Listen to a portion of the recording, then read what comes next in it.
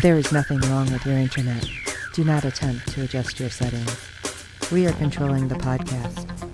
We control the squealing and the screams. We can make your heart flutter, your eyes blur from tears, or sharpen your mind to crystal clarity. For the next hour, sit back. We are in control of what you hear. We repeat, there is nothing wrong with your settings. You are about to experience the awe and mystery known as the female mind. You are now entering the Fangirl Zone. Things are only impossible until they're not. Welcome to the Captain's Chair, a Star Trek Picard podcast on the Fangirl Zone. I'm Chief Engineer Steve, and joining me on this mission into the unknown is... I'm Redshirt Dave, and tonight we'll be discussing Episode 9 of Season 1 of Star Trek Picard. Very interesting episode to say the least. Yes. Open-ended, though, as most penultimate shows are in a season. Yep, and things could go so many ways. Yeah, we learned a lot, and there's still a lot to learn. Yeah. And I want to know how the hell is O on that warbird when she's supposed to be running Starfleet security?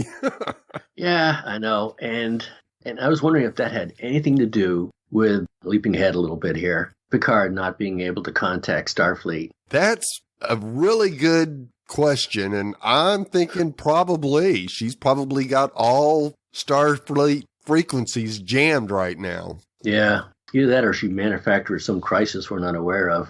Right. I wonder where that squadron went. Yeah. I mean, it was on its way to Deep Space. What was it? 12. 12, yeah. I got a feeling we're not going to see it. It'd be nice, though, but I don't think so. Yeah, I don't think we're going to get Worf to the rescue right now.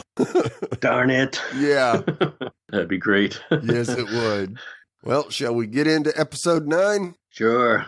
The title was, if I can pronounce it correctly, Et in Arcadia Ego, Part 1, with the Romulans in pursuit. Picard and crew finally reach Soji's home planet and discover more than they expected about the inhabitants. Yeah.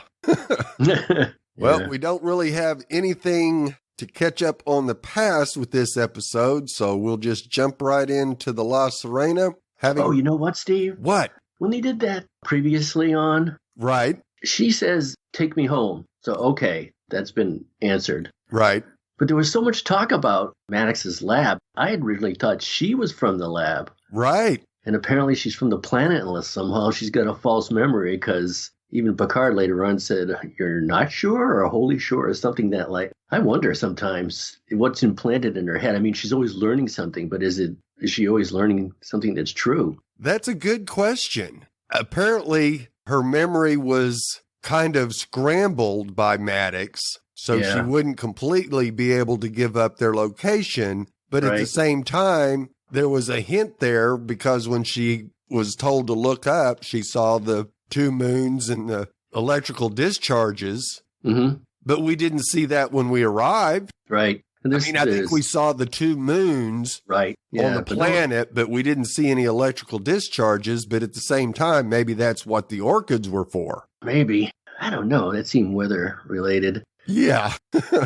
And the funny thing is, I know we're going down the rabbit hole already, but if that's where she's from, if that's home, then it makes you wonder, okay, she's the organic android and the rest are synthetic androids because they all have the golden eyes. Right. Why aren't there any more organic Very true. synthetics at home? Maybe Daj and Soji were the first 2, but you would think they would have created more Right. in that time frame. But I guess without Maddox, maybe Soon wasn't able to create more. Yeah, that's possible, but it's hard to believe. You would have left the tech behind. Right. The synthetics are smart enough, especially Sutra, to figure it out. Yeah. Why would Maddox not go back there and go start another lab somewhere else? Yeah, I know. That's what made me think they were separated, that Soji and her sister Daj were from the lab.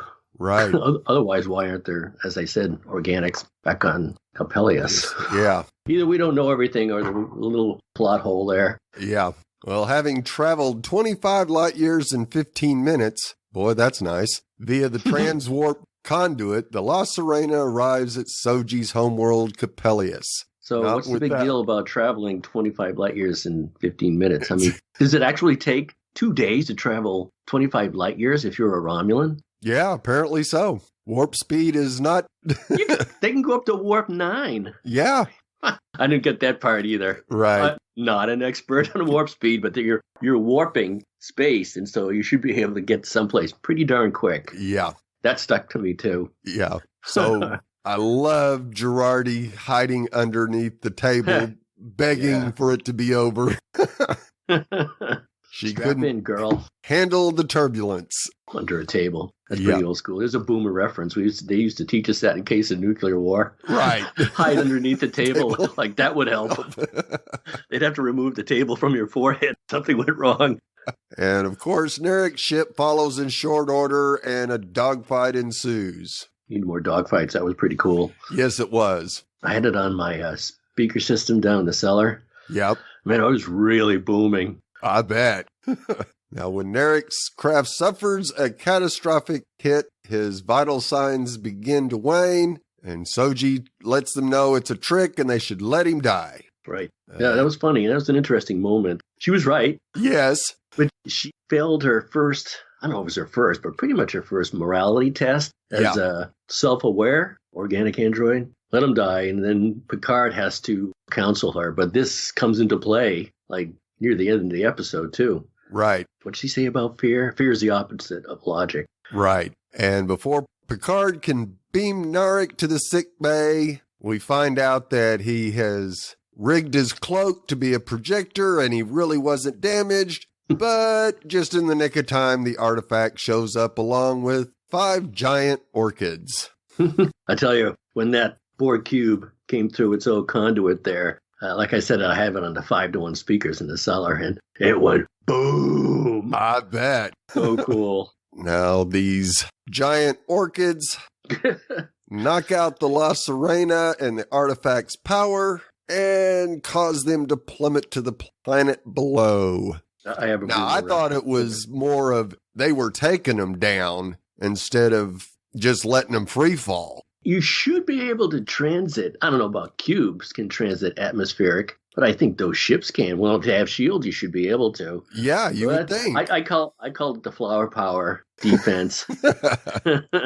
It's very peaceful back in the 60s. Another boomer reference. The flower power was used as the peace movement. Right. It's big love, not war. And of course, it was really cool when the power goes out and you get the flick of the Bic, another boomer reference where you see each of the crew members by low light. Yeah. Did you ever see the Hunt for Red October? Yes. When they had to go into their own red light Yeah. and stay quiet, there was something ticking in the background. It reminded me of that scene. Yeah. Oh, it was a radiation warning. It was a fake radiation warning. It kept ticking off and on. It was very Hunt for Red October-ish. Yes. Now we see Picard, his head tilted backward and his eyes closed. And then he mutters, "Thank you for coming, everyone," and passes out. Yeah. Where'd that come from? Exactly. Now, was that his brain issue talking, or was it a connection with someone on the planet? I was guessing it's a connection with someone on the planet, but Yeah, that's what I thought too. How and why? Exactly.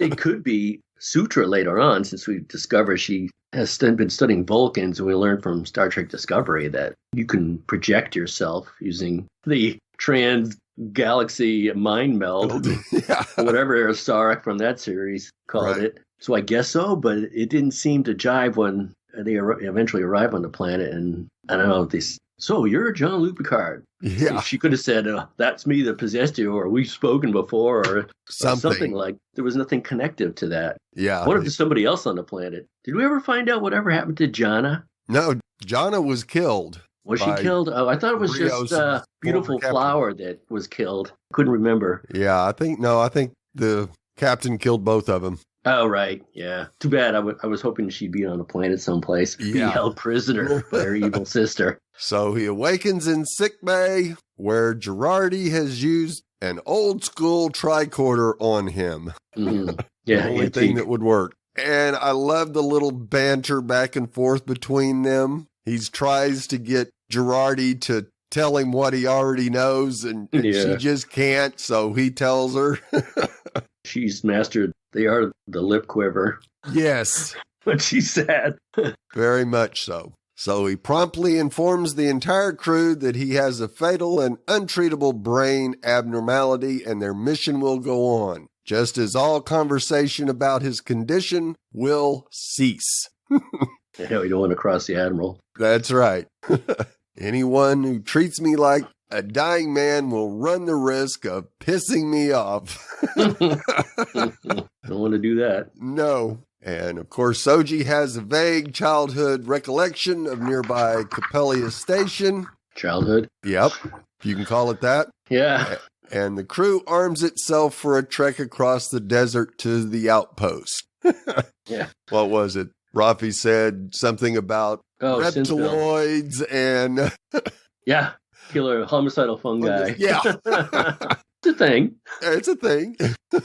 First, though, everyone agrees to visit the artifact to see if Hugh and Elnor are still alive. Yeah. It could be important to note that even though seemingly Soji has changed her mind on who gets to be free or not later in the episode, she agrees they need to be together. So I know it's jumping ahead, but it could be that she is playing a long game, just pretending to give up Picard. Right. Could be. I'm still wondering about her childhood memories or memories. You know, she's only been around for 3 years. Right. What memory is this? Yeah. And she even states that at one point in the episode is she's got so much stuff running through her head, she's can't sort it all out. Yeah. That should come into play too. I hope they don't drop that for expediency's sake. I want to see what's real and what isn't real. Right. In her head. So, speaking of trips, let's go to the cube. All right. They arrive at the cube, and Agnes, not only she perfected the lip quiver, but the understatement too. When it came bursting through its own conduit, she goes, I thought it was broken or something to that effect. And then they see it from distance. She goes, definitely broken. Yeah. No wonder Rios loves her. Yeah. It'll be interesting to follow her redemption, I guess. Right. So when they get there, it is great. I mean, that was staged well. First we get that. It seemed to be the same guy that calls out Locutus. Yes. Hey, Locutus, over here. And Picard just kind of staggers back a little bit. Yeah. This guy again, of all the people that survived. Yeah. My buddy, whoever he is. That poor guy, he must wonder, hey, why is he always doing that when he sees me? Right. Aren't we buddies? Oh, man. And then 7 of 9 makes a great entrance, too. Was that a Romulan body that she kicked down or just a piece of junk? Oh, it was a body. There were two bodies there, yeah. Must have been her Romulan body. She kicked down there. That's what they get for vacating her people into the coldness of space, her people. Yes.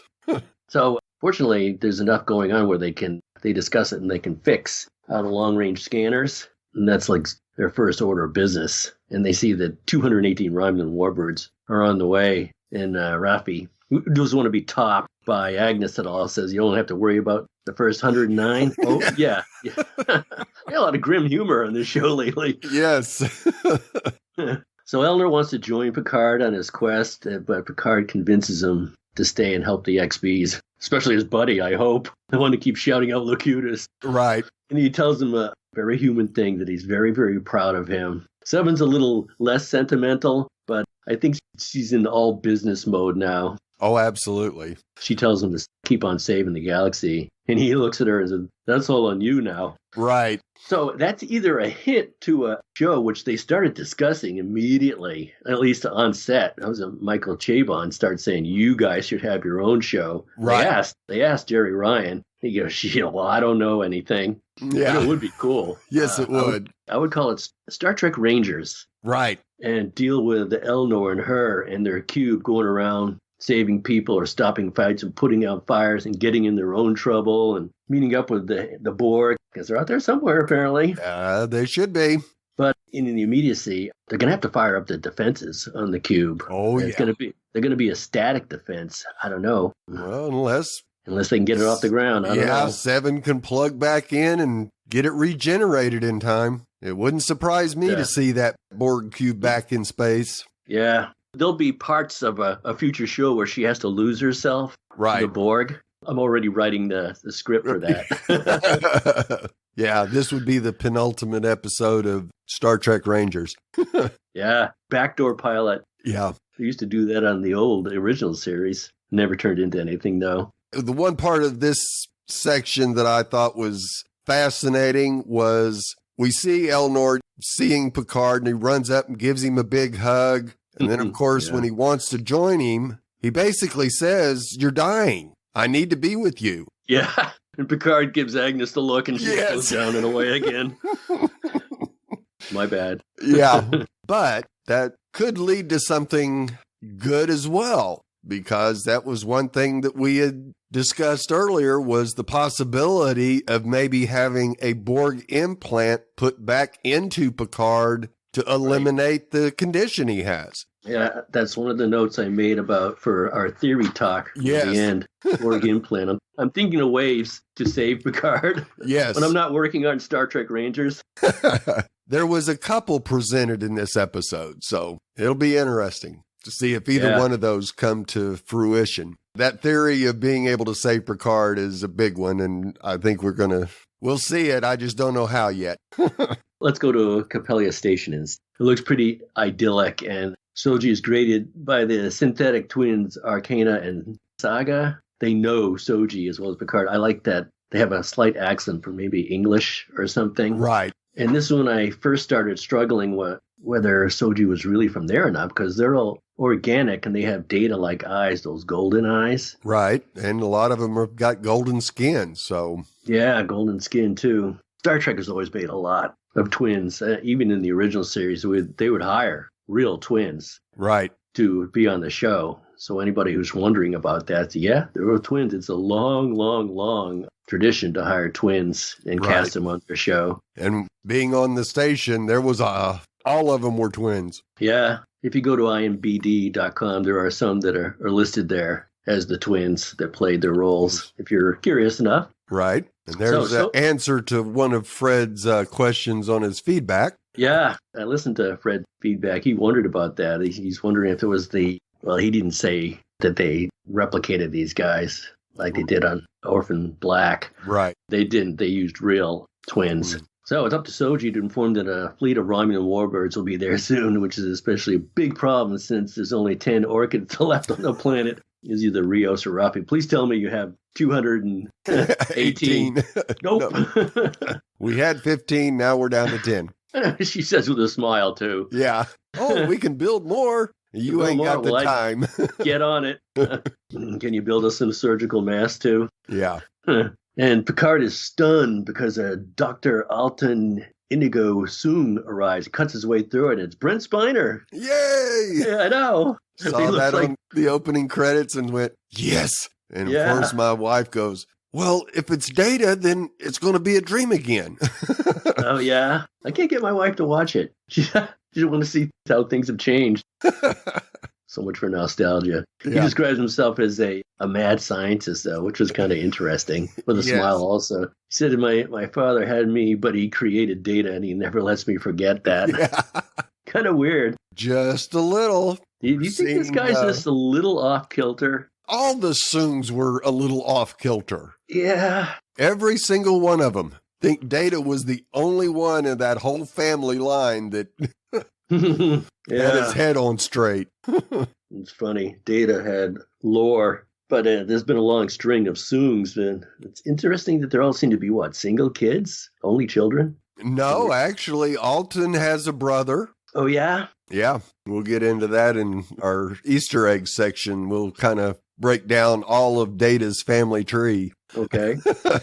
So, of course, after meeting Alton Soong, Picard gets to meet Sultra, who happens to be Jana's sister. She's a little creepy herself. Oh, yeah. And I think one of the problems that these synthetics have is they don't really have any real life experience with organics. And apparently they do have emotions, which Data didn't. Yeah, that's an interesting And I think everything that is driving Sutra is the death of her sister. She hasn't had her sister for 14, 15 years. Interesting psychological dynamic there. Yes. It makes you think she's going to abandon logic for fear. Right, which is something they are not supposed to be able to do. So, Right. Sultra is happy about the encounter because she thinks Soji and her friends have brought her vital information, namely the admonition. Yeah. And she believes that Girardi killed Maddox because it literally drove the doctor out of her mind. Yeah. Or it was a Vulcan mind meld. Right, which would do that. Yeah. See bones. Right. It's hard to believe which of us we're supposed to believe as a viewer. Right. Was it Commodore O's mind meld that compelled her to do that? And, well, of course, she saw the admonition. Why it didn't drive her really crazy? I mean, Sutra's theory is that it drove her crazy, but not crazy? Right. I don't think Sutra's exactly right. I think she's abandoning logic. Yes. And for fear. right. And it's even stranger because she's apparently a Vulcan culture aficionado. Yeah. So you would think that she would be the most logical of the group. So she either misses her sister as that psychological counterbalance, or she's closer to Lore. Right. Very much so. I kind of have a feeling that she's closer to Lore than she is to anything else. I don't know. Well, Arcana and Saga. There's nothing evil about those twins, and there's not split like there has to be something in a synthetic that there's always an evil half. Not saying there is, but there seems to be in their Star Trek narrative, good and bad. Yep. But of course, they have been on this planet with the others, so they don't know any of this and what it means, and haven't dealt with organics that have all these complex emotions and behind the back meanings of what they say and stuff like that. So they're basically children, like Soon said. They're children. Yeah, blank slates. Yeah. Now, of course, Girardi agrees to go through with the mind meld, even though Rios jumps up and is ready to protect her. But she tells him, no, I want to do this. And we get to see pretty much the same thing that Girardi saw when Ode melded with her, but we get so much more. Yeah.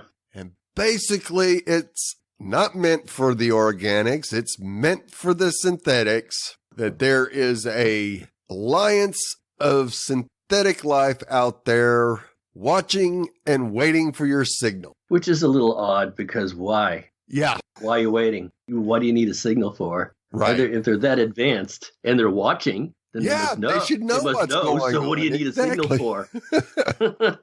Yeah. I do hope we get to meet them, because I want to see really how advanced they are. Can they process complex emotions like organics have to? And they're intergalactic, too. Right. Through time and space. Yeah. It got wibbly wobbly. There's something wrong, though. My own internal long-range scanners picked up something wrong there. I can't reconcile how these people are all powerful and intergalactic and formed to the highest order of synthetics, and they're watching, but waiting. He says, we're standing outside your door. They're like vampires. We need you to ask us in. Can't come in unless you ask us. Yep. Or could it be the Borg? You wouldn't have heard this from me a while ago, but I hope we see the Borg. Yep. We'll get to that in the theory section too. Yep. But of course, by protecting the synthetics, all organic life will be eliminated. Fascinating. Yes, fascinating. That's when Picard's internal long-range scanners went into red alert too. Yes. He's got more trouble to deal with than he's had in a long time. I know. That'll put some lines in your face. Oh, yeah. Put your finger along that there, Sutra. Yeah. He's aging the poor guy prematurely. So Soon's got a plan, though. He tells Girardi that she owes a great debt. He's a little, schizophrenic himself. He goes from pissed off to happy from scene to scene. First, he's so happy to see her, and then, like she's a mother to these people. And then he says, shame on you. You own a great debt. Maybe he's just maneuvering her. How'd you like to repay it? He was absolutely maneuvering her. Good grief. Maybe that's where Laura got it. Yeah. So he reveals to Agnes that he's working on a golem, which is from Jewish tradition. It's a little scary. A golem from Jewish tradition is actually an avenging monster. Yep. And then my mind started racing ahead on that too. It's like, so he hasn't perfected mind transfer. That was more Maddox's thing. Right. It was it? Yeah. Okay. Yeah, he was the body guy. Maddox was the substrates. Yeah, I wonder, so why didn't Maddox work on his own? Right. If he said, where'd that research go? Did it go with his lab that got melted by the Romulan? Might have. Interesting. Anyway, Rios finds Girardi, and she's going to tell him she's staying behind to complete Manus's work instead of going up back with him. And little hearts start floating around each other. Do you notice that, Steve? Oh, yeah. I know you're a murderer, girlfriend. Yeah. You killed your last boyfriend, but I kind of dig you. And we can't forget about Spot 2. Yeah, Spot 2. Yeah. She picks it up. He's like, yeah, I'm not a cat guy. And, well, they made him. Oh, okay. Yeah. It's interesting. More references to making animals like they did in Blade Runner. Right. And just things like the butterflies. You know, I noticed how I had commented on things before, how they had a lot of birds and butterflies in the earlier episodes. And we get to the Coppelius, and there's a lot of butterflies flying around. Yep. You know butterflies are free, Steve? Yes, I do. That's another old boomer reference. They had Butterflies Are Free was a movie from long ago. Walter Matthau and Goldie skinned Han. Yeah. Right, she didn't have gold skin, but if she was a synthoid, she'd have gold skin like these ones do. Right. I think there was a Elton John song, Butterflies Are Free, too. Could If be. you don't have them, just make them. That's another old boomer reference. Good old days. Anyway, speaking of good old days, guess who's back? Narek. Of course he is. Yeah, we're not sure how they found him or how he got to the planet. They had 15, they used 10. It looked like 1 to bring down La Sirena and 4 to bring down the cube. I counted 4 on my third watch. There was 3 attached and 1 heading towards it. So we don't know how Narek got down. Right. If they don't know how to count, then one of them grabbed the snake head too, I guess. Right. But he couldn't have been that far away. And apparently they're running patrols or something to that effect. He gets captured. Is that a plot hole to you, Steve? Just a little bit, yeah. Yeah. So he gets thrown in the Hooskow, and this guy does not give up. He tries to trick Sega into dropping the cell defenses. I'm thirsty. Is this how you treat your prisoners? Oh, we've never had one before. How do Romulans treat their prisoners? Let's change the subject. I know. A lot worse than this. Yeah. She almost fell for it, too. Yeah. And she was about to say, well, I guess we can go in the backpack. I know if you were lying to me. Really? Yeah. Are you sure about that? Even Soji knows. He couldn't pick that up on her. And this scumbag, Narek, is still trying that line that he loves her. Right. Oh, I love how she says, shut up. Yeah. Not really. She goes, I know what a sad and twisted thing you are. You disgust me, Narek, but not as much as I disgust myself for pitying you. She thinks through, should have killed him. Right. At least she pities him. So she's still undergoing that moral battle. Oh, yeah. I bet that'll play out. Yes, I think it will. I mean, she's definitely gotten enough information from Picard on what should be done, and now she's got to process it with her emotions telling her something completely different. Yeah. And he plays on that, too, because he has to get a dig in, even though his little strategy into saying that I love you, missed you, I'm glad you're okay. Then he says, well, there's approaching Romulan forces. We're going to kill you and everyone else on this planet. I'm surprised he didn't get out the old top hat and cane go, dun, dun, dun, dun, dun. Yeah. Thanks for that little song and dance. Right. Jerk. And I'm a little surprised that Soji didn't turn around and say, you don't have a chance. When we called... That would have tipped her hand. Right. These other synthetics, they're going to wipe all of y'all out. Mm-hmm. Yeah, it's a good thing. Yeah. It's a good thing she didn't tip her hand on that. We see Arcana give Rafi and Rios a device that will repair La Sirena. Yeah. What is this? Oh, it will help you repair your ship. How? Use your imagination. I know. She says with a smile. All righty then. Way back in the 50s, here's another boomer reference. There was a movie called Forbidden Planet. I'm not sure if I mentioned that in our podcast before. But in Forbidden Planet, you don't go there. because there was a society, the Mighty Krell, that built a society without instrumentation. All you had to do was think of something. Right. And that kind of reminded me of that. It says, use your imagination to fix it. You get this one device in the movie. All you had to do was think of something or use your imagination, and the planet would construct it for you. Right. No instrumentation. So it made me think of that. The only thing the Mighty Krell didn't realize that they had a subconscious too. And they would, if your subconscious thought of something, spoiler alert for Forbidden Planet, it would create that too. So right. I won't spoil anymore. Yeah. You can tell that won't end well. Yeah, it didn't end well. So anybody who hasn't heard of Forbidden Planet, look it up and watch it. It's a fascinating movie. Especially for its time. Yeah. Now, of course, as Rafi and Rios are about to head to the La Sirena, Rafi has to stop Picard and thank him for everything that he's done for her. She knows that this is crossing the line that he told her not to. Again, somebody else. Right. Gives him a hug and tells him that she loves him. Now, I know a lot of people went just bonkers over this. No, it's not romantic. It's father and daughter. Yeah, I don't see it as romantic either. No, not at all. Then that would make Soji granddaughter. Right.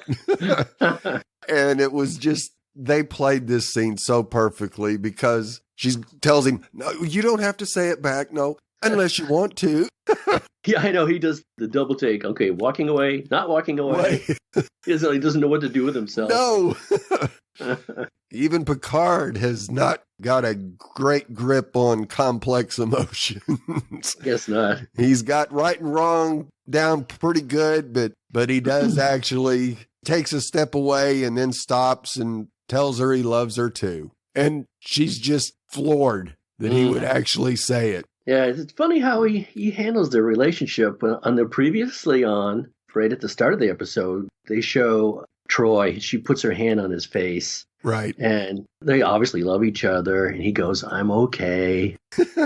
So he can handle that. And she was ship's counselor and part of his crew. Why can't he handle this the same way? Right. Strange man. Yeah, doesn't handle emotion. Yeah, not into programming. Right. So Soji finds Picard in Maddox's old quarters as he's trying to get a hold of Starfleet Command and get them to send the fleet there, and the Romulans are coming and we're in deep doo-doo. I wonder if that could be blocked right on the planet. But if it is blocked on the planet, instead of something Commodore Orr did before she left Earth or wherever, but wouldn't Picard be able to tell that if Sutra or anyone on the planet is blocking his transmission? I would think so, yeah. You would think, but you never know. And so they engage in a conversation about the logic of sacrifice, which lets her obliquely address Sutra's brewing plan, about which she seems more than a bit uncomfortable. Yeah. All she needs is a tipping point. Right. For her own fears to conquer her. Right. And that's the whole thing, is she wonders if all killing is driven by fear. Well, yeah. Of course it is. Then we cut to Sutra paying Narek a visit, telling him, oh, it would have been so good to kill you, but your services outweigh my desire to end your life. Wow. Yeah. That's a little scary. It makes you wonder if she has a plan up her sleeve. Oh, yeah. I think that's a foregone conclusion that, yeah, she does. Yeah. When I first saw it, I said, well, is she conspiring with Narek?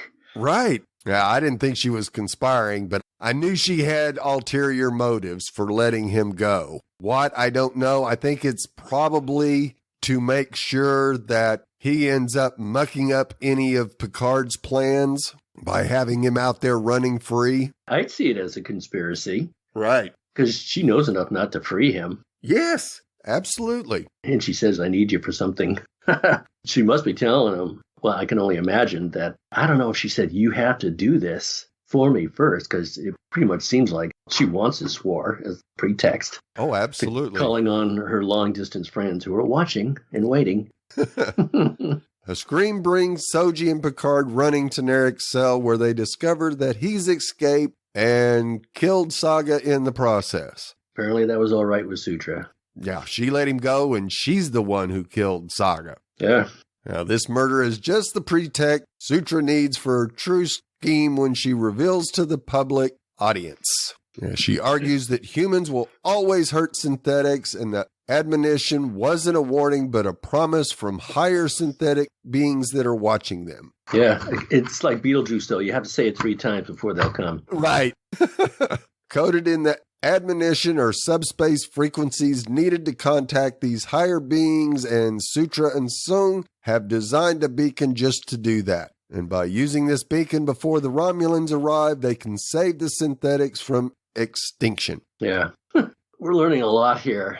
How much has been formulated in advance? I'm not sure, but it's certainly Narek arriving gave everything that Sutra needed to know. Yeah. It seems like defending her planet isn't stopping just Romulan horde. She's going to keep on going. Right. It makes you wonder that these synthetics throughout the galaxy and other galaxies. Right. I wonder how much wiping out they've done in other galaxies, if so. I'm sure they have. I'm sure that there's many galaxies that are just devoid of any organic life. Yeah, that seems to be the plan. And their greatest threat is organic life, which is the story of Frankenstein. You make a creation and it comes back to haunt you. Right.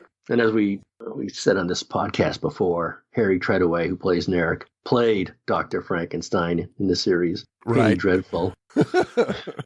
This guy can't get away from his own fate. No. So Picard doesn't like about this. He's come to the realization that you'll become mass murderers. You're going to fulfill their prophecy, and you'll become the destroyer after all. His plan is to get him on La Sirena. There should be enough room for everybody, and he's going to advocate for them on the behalf of the Federation. And then we see the other half of Sung again. He goes, no, they won't. Yeah. He says they didn't listen to him last time. They're not going to listen to him now. Where'd his logic go? Exactly. He says, we're going to have to place you under arrest. Is this Sutra working on him too, do you suppose? No, I really think that Sutra and Sung are working in partnership. I wondered, if they've already built the beacon, then they've had enough time to talk and discuss what their options are and have decided that sending the signal is their best option. Now, I'm assuming that Sung thinks he'll be able to get his memory transfer done before they show up. Yeah, I guess. That guy's playing a lot of cards, too. Did you get the impression they were already working on this beacon? Which they wouldn't know. They wouldn't know because she didn't know about the promise of the admonition. Right. But it sounded like that's something they've been working on. Either that or they could just build stuff, kind of like Forbidden Planet. Right. Yeah, you would think that they haven't had but a few hours to process all this. And yeah, they've got a beacon already set up to transmit the signal. Yeah. Unfortunately, Soji goes along with Sutra. And she has to throw in a long list of stingers at him. Right, yes. We can't be your means of redemption. We're too busy trying to survive. Oh, thanks. Thanks for throwing that in my face. Yeah. Ouch. Yeah. Might be the final stab at Picard. Yeah. Hopefully, like I mentioned earlier, she's playing a long game. And it's just going along with Sutra to see where this goes. You can't tell. Really. Right. Too hard to tell right now. But yeah, fingers crossed that fingers crossed. That she's got her game going as well. Oh, so that means, if true, we're going to see synthetic on synthetic murder. Could be. Wow. On a personal level, I mean, we've seen it on the attack on Mars and then the ban, I suppose. We didn't really see it, but I'm assuming a lot of synthetics died. Right. At the hand of other synthetics. So anyway, Girardi begs to be allowed to stay in Coppelius and continue the work. Did that raise alarms with you too? Do you think she's playing a long game, Steve? And she just knows if she stays, she's better useful as free, or does she really want to be like a mom to these children? I think she really did want to be a mom to the children. Yeah, well, that's too bad. Yeah. Yeah. Now, would it surprise me if she was playing her own game? No, it wouldn't. She's I know. Much more complex person than facade she puts on, put it that way. Yeah. I mean, she used her strategies on working over Rios to make sure Rios protects her. Right. Now, I wonder if it'll turn the other way where Rios will have to compel her to see reason, or use a relationship to come to the good side. Yeah. But of course, Sutra believes Girardi, and we see Picard being taken away, and we get a shot of the fleet with Commodore O standing on the bridge. Yeah. Maybe she had a secret fleet nearby that she could access. We don't know what just happened beamed on to. Yeah, it could be. But they're maybe 24 hours away. Yeah. Yeah, she might have left Earth hamstrung, declared some type of emergency, and she was able to get off planet and join her own fleet. But I don't know. That'd be interesting. That'd be a whole different series outside of Picard and what happened there. Absolutely. That would be pretty big news, I would think. Yep. So we'll get into some Easter eggs, theories, and boomer talk. I think we've probably covered most of the boomer talk, but yeah, a lot of boomer talk. The Et in Arcadia Ego is a 17th century French painting, also known as the Arcadian Shepherds, painted by Nicolas Poussin. Arcadia is often interpreted to represent a kind of paradise. And the phrase Et in Arcadia Ego is translated as even in Arcadia there am I. The I widely presumed to be death. So presumably the synth community represents Arcadia, which makes this illusion pretty darn ominous. If you're an organic, you think? Yeah. Okay. Yeah. What if you're an organic synthetic? Yeah. I'm curious to see if that happens to click with Soji, that if they're just getting rid of all organic, then she's not going to come out of this in one piece. Yeah, if she's an organic too, shouldn't she age? I mean, I know they've only created her 3 years ago. She discovered that herself. But those lines that Arcana, that should happen. I mean, if she's organic and has human skin, or even if it's manufactured human skin, doesn't it deteriorate? It should. It should, I would think. I don't know how they're going to get around that one. Right. It'll be interesting seeing if we're going to see organic androids versus synthetic androids. Right. And I guess the androids or higher synthetic life in other galaxies and in their own galaxy, what do you think they're made of? I mean, if hundreds of thousands of years ago, see, that's what the Romulans believed, there were synthetics and almost led to the end of everything. Right. The destroyer. Go back to the message. It basically says that, organics grow old and die. Yeah. And because the synthetics don't, that's why the organics are trying to kill them. Well, to me, that says these synthetics are not organic to where they would show age. That seems impossible. Yeah. There's a new kind of organic skin that doesn't age. I mean, I guess so, right? Anything's possible in Star Trek. That's right. Until it's not. Since we had to revisit Picard and his brain trauma and injury, what do you want to call it? First of all, I thought, well, maybe they're making that golem for Picard. I mean, Soong's making it for himself, we're understood, but I wonder if Picard could be put in the golem. Right. Or are they going to create an organic for Picard? Or, as we discussed, will they just re-implant Borg technology to keep him alive? I mean, we all know there's a season 2. Right. And we assume that John Luke is going to be in it, yes. Yeah. So, and since he's in it, how old is he? 81? Right. They're not going to change the way it looks. So it seems counterintuitive to create an organic body for him and make it 81 years old. Right. That doesn't seem to make sense. No. I think the more likely is something Seven is going to come up with now that she knows he's dying. Yeah. She's got 2 things to do. Save the galaxy. Right. And save Picard. Fix Locutus so that guy can have his buddy back. Yeah. So do you think the call is going to go out that is definitely they're going to contact this higher order of synthetics, that they will be successful, the Sutra will be successful in her plan and they will come? I don't think so. You don't think so? Yeah, I think John Luke will find a way to keep that signal from getting out. But of course, if he does that, then all of a sudden he's got 218 warbirds he's got to deal with. Yeah. So, I'm not sure how this is going to play out. Now, of course, it's possible that Starfleet will show up in the nick of time. I'm hoping. I started dancing with all sorts of theories in my life. If the call does go out to these synthetics, right, I'm hoping the call also goes out to the Borg Collective. Yeah. Oh, I want to see that battle. Yeah. The Borg, we love them. They're on our side. 7 of 9 is... we don't know if there's a Borg queen out there because everything's been upended, everything we understood from the end of Voyager. And they still haven't reconciled that with us either. No. All those tubes or whatever are supposed to have been closed, and the technology was closed, and all the Borgs were killed off, but apparently not. Yeah. I doubt we're going to get an answer to that, but I still want to see a fleet of Borg cubes come to the rescue. Yeah, that would be awesome. Under the commandership of 7 of 9, of course. Yeah. New Borg Queen. That would be awesome. It would be awesome. Would you like to discuss Data's family tree a little bit? Oh, let's do this. Okay. We found out, first of all, that Android using Vulcan tricks is not new. Data broke out that nerve pinch in the Next Generation. Yes. Which is always cool. As a kid, I wanted to learn that. Try it on my friends. Never could get it quite right. Nope, me neither.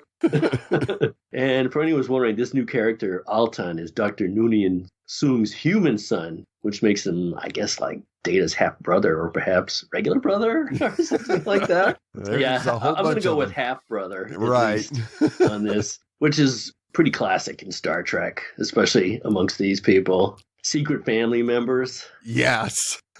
Speaking of secret family members, Spock had 2 secret siblings. He had Sybok, and as we were to understand, Michael Burnham was his sister or so. We also found out Kirk had a secret son in The Wrath of Khan. Yes. His name was David. Good choice. Yeah.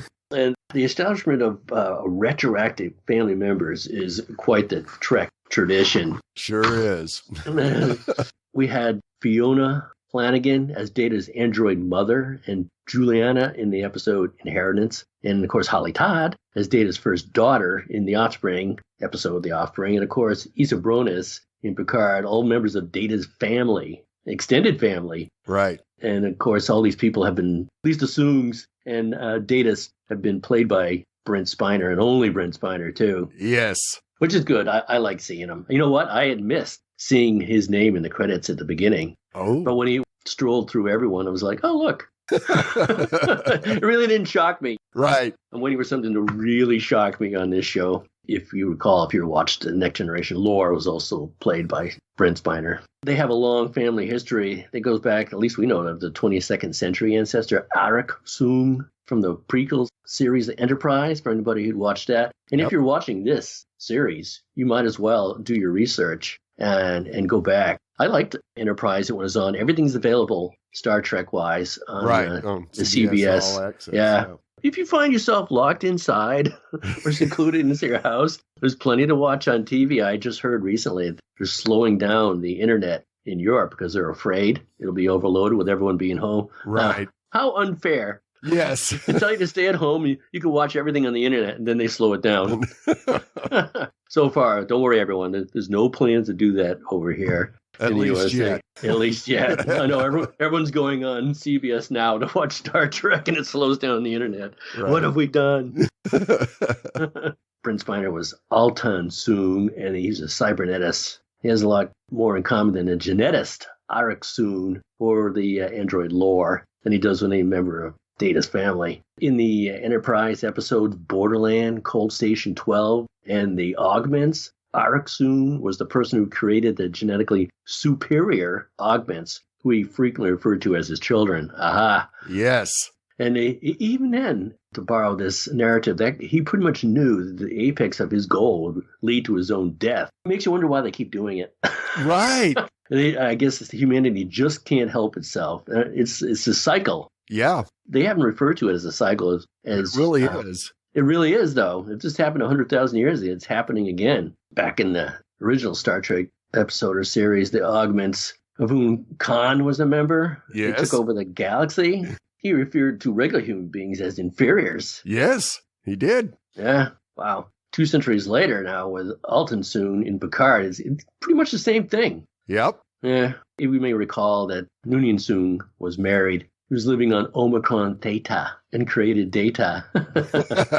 And that was revealed in the episode Inheritance. And it's completely possible, I suppose, that this Juliana he was married could have had a son in a short time that they were together. In case you were wondering where this another Soong came from. Right. It's possible. Yep. In more research, if you look back into the Next Generation, his work was secret, but it was shown in the episode called Brothers, if you want to go back and take a look at that. And if you do, go see Brothers first and then Inheritance. The last point would be Noonien could have had a partner that we're unaware of. Sure. The point is that Soong's son's existence isn't exactly an impossibility, but it's certainly new information. Yep. Sure is.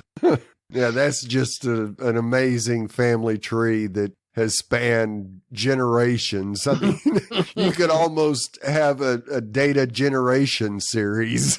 Yeah, I know. Keep Brent Spiner working for... Does Brent Spiner have any kids? They need to hurry up and grow up so they can star in any successive TV show or spin-off series.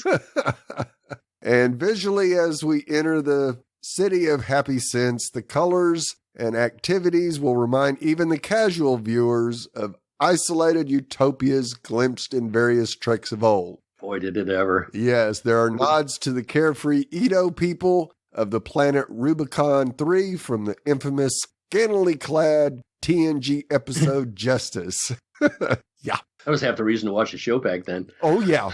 But the matching flowing colors worn by the various androids and all twins also recalls similar android duplicates in the TOS episode I Mud. Yep, real twins. Yep. And meanwhile, the untouched and isolated utopian aspect of the android culture is also reminiscent of the Apple from TOS, Who Watches the Watchers from TNG, and even the immortal and peaceful Bakau of Star Trek Insurrection. I like that movie. Yeah. It wasn't the best, but I liked it. Yep. And from the classic episode Arena to TNG's Encounter at Farpoint, canon of Star Trek is replete with examples of all-powerful alien beings watching and judging the way various species respond to tests of higher mortality. These bigger questions usually don't come down to one side being right or wrong, but instead a deeper truth of how people behave. Yeah, that was something Q was always harping on. Yes, it was. They're being watched and judged, and it started out that way and it ended that way too, still being judged. Yep. So where are they? Exactly. And maybe that's who'll come save the day, the continuum. Yeah. I mean, why not? I mean, everything else has been thrown on the table, Steve. Yeah. Anything is possible. That's how I'm going into the season finale is anything is possible, and I won't be completely shocked unless it's something that's just so far out there, I couldn't even imagined it. I need one of those automatic strapping in things in my chair every time I watch this. Yes, absolutely. I tell myself, sit down, Agnes, and strap in. All right. Well, we have some feedback on this episode from our friend Fred from the Netherlands. So let's take a listen. Hello, Steve and Dave. This is Fred from the Netherlands with some feedback for Star Trek Picard, Season 1, Episode 9. Last week I was talking about the fact that I couldn't go to the William Shatner Wrath of Khan show in Amsterdam and that it possibly would be postponed or I would get my money back. Well, they already gave me my money back. So on one hand that is good, but if I will ever see William Shatner live now is a big doubt. He's 88 and I'm in the coronavirus country. Okay, about episode 9. I will give this episode a 9.2 out of 10. Although I also had some negative points, and one of those negative points was that Evan Evangora, so Elnor, is almost not in the episodes. Every time Picard meets him again, it's only very short, very brief, and then they split up again. And we don't get a lot of this Elnor. And I just wonder if this is because the actor is so young, doesn't have a whole IMDb track record that, well, he's just not ready to do big roles. Whereas, on the other hand, another very young actress, Isa Briones, is in a lot of scenes and even now doubled up with her, well, evil twin sister, Goldilocks, Goldie Skin. It gives me a very lore, data-like feeling, these two together. Of course, for my Orphan Blackheart, it's good to have some shots where they are both in one scene. Talking about lore, when Seven appeared above there in that Borg cube, looking down on the landing party, this reminded me very much of the scene where Lore also looked down on a Next Generation landing party where he was the leader of some disconnected Borg drones. And talking about landing parties, this stranded La Sirena and the whole bunch going toward this Coppelius station is good old-fashioned TOS and the Next Generation Star Trek. Going down to a planet, doing first contact, finding a small community there, etc. Talking about that community, I really wonder if they got a lot of twins to act there, or it is just double roles like Soji and Sutra. My wife made a remark during watching and seeing the landing party entering Coppelius station, where the people were just walking on the streets and doing their Tai Chi or whatever, that they were not busy with the enormous earthquake caused by a Borg cube that bumped into this planet. That should have given quite some earthquake, and they're just doing their things there. I think she has a point, especially if you see later how large this Borg cube is. Last topic, because then my time is up, is I really wonder how that love between Raffi and Picard is. Is that a romantic love? It looked a little bit like that. Or is it more a kind of father-daughter-like love? Interesting. Greetings, all the best, Fred from the Netherlands. Well, Fred, I am so glad that you rated this episode so high. 9.2. Yeah, might be the highest you've given an episode so far. I'm glad you got your money back for the Shatner thing, but I'm also sad that it's a very good possibility that you won't be able to see him live. Yeah. That would be a real shame. And I kind of agree with you that we need to have more Elnor Picard scenes. Or series, exactly. I don't think it's because he's too young. No, I don't think so either. I just not enough call for his character. Right. Now, he's a good hugger, though. Oh, yeah. And I think we'll see him doing some fighting in this last episode. Yeah, we will. I loved how you called Sutra Goldilocks. And yeah, I definitely get a Data lore feel from these two with Soji and Sutra. Yeah, that rang pretty true. Yeah, we already answered your question about the actual twins, that is a Star Trek thing that they always do, is use twins. And yeah, you would think that having a Borg cube crash land on your planet would have caused some damage to the station. At least it would register on their seismic devices. Yeah, you would think. Either that or their Tai Chi is so soothing that they can work themselves out of that. When I first saw that one young synth doing her Tai Chi, I thought she was going to go into the crane kick maneuver from, I'm doing it right now, raising my arms, from the Karate Kid. Yeah, and as far as Raffi and Picard go, I really think that that's more father-daughter than an intimate relationship type thing. I think the way Picard responded when she first said it kind of made everybody think that that's what he was thinking was, oh no, you're not meaning something intimate, are you? But that's just because he's emotionally compromised. I know. So we got anything else you want to touch base on, Dave? Oh gosh, I think we've covered just about everything. Okay. I can't think of anything on top of it. Although in my head, I'm going to continue to write the Star Trek Ranger series. Yeah, there you go. Any of those spin-offs that come from this. I hope they do. So who did he invite back next year? Just to give us a quick look. He wanted, what's her name? The actress to come back for season 2. And the fact that there is a season 2 drops a lot of hints as to where they're going to go with this series. Yeah, wasn't it Michelle Hurd that's definitely coming back? No, Whoopi Goldberg. Oh, yeah. He wanted Whoopi That's Goldberg. right. That's right. I'm trying to think what... Guinan. Yeah, Guinan. What they would need her for? Again, I don't know, serve drinks. Right. Sorry, Whoopi. Just kidding. Be there to maybe teach Picard some... Yeah, touch with his feelings. Yes, that would be pretty awesome to have a weekly 5 minutes with Guinan to discuss emotions. Yeah. Not just be there as what should I do, but here's how you should feel, John Luke. Yeah. Maybe Troy couldn't do it, but maybe Guinan can. Yeah. Well, we'd love to hear your thoughts on each and every episode this season and looking forward to interacting with you on social media. How can the fans interact with us, Dave? Well, you can go to www.fangirlzone.com and click one of the contact links there. You'll find several ways to contact us via email or social media. Steve's at Twitter at SalyerSteve, and I'm at the real ID, Dave. Oh, I just changed it too. No, it's still there. I just called myself something. I stopped calling myself Interdimensional Day and made a joke about being germ-free. Right.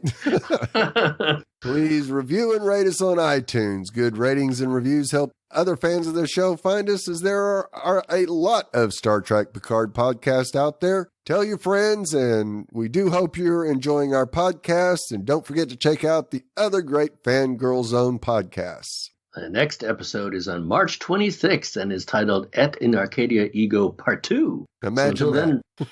Imagine that, yes. I know they couldn't make it more of a tongue twister. Thanks a lot for that. Yeah.